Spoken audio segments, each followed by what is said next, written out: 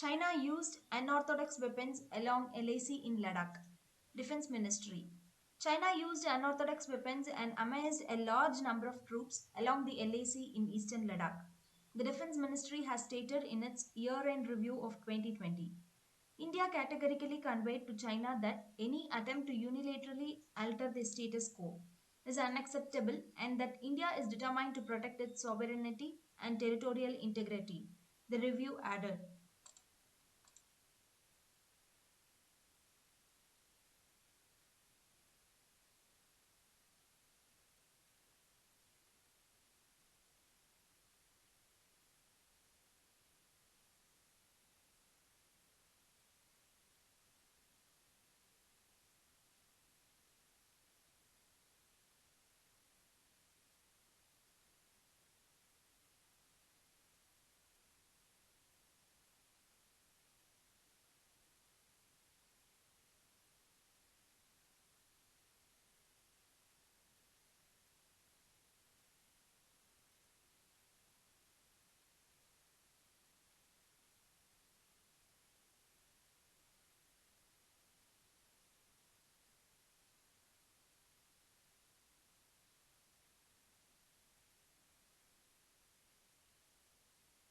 Peoples Liberation Army ने संवेदनशील Ladakh sector में मौजूदा तैनाती के दौरान भारतीय सैनिकों के खिलाफ अनकन्वेंशनल वेपन्स के इस्तेमाल और सैनिकों का जमावड़ा लगाकर स्थिति को गंभीर बना दिया। रक्षा मंत्रालय ने साल के अंत में तैयार की जाने वाली समीक्षा रिपोर्ट में ये बात कही है। हालांकि मंत्रालय ने इन हथियारों के बारे में विस्तार से तो नहीं बताया है।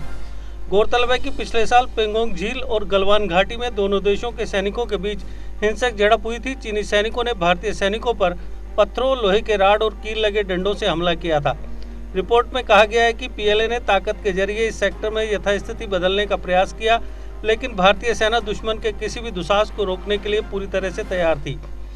1 जनवरी को प्रकाशित रिपोर्ट में मंत्रालय ने कहा कि भारतीय सेना ने परिस्थिति से निपटने के लिए इंडियन एयरफोर्स की मदद से तेजी से सैनिकों, तोपों और हथियारों को पहुंचाया।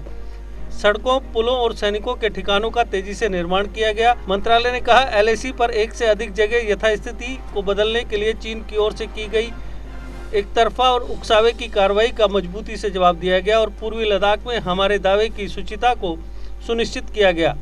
यह भी कहा गया है कि पीएलए की ओर से उकसावे के बावजूद भारतीय सेना दोनों देशों के बीच स्थापित प्रोटोकॉल और समझौतों पर कायम रही।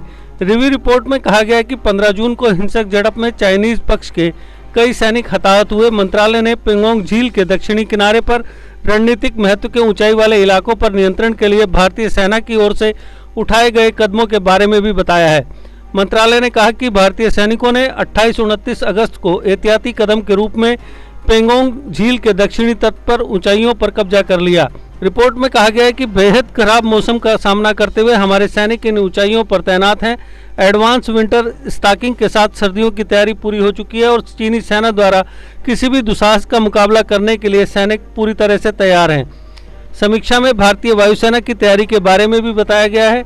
समीक्षा में कहा गया है कि भारतीय सेना किसी भी स्थिति के लिए तैयार है, लेकिन इस मुद्दे को सौहार्दपूर्ण ढंग से हल करने के लिए बातचीत जारी है। देश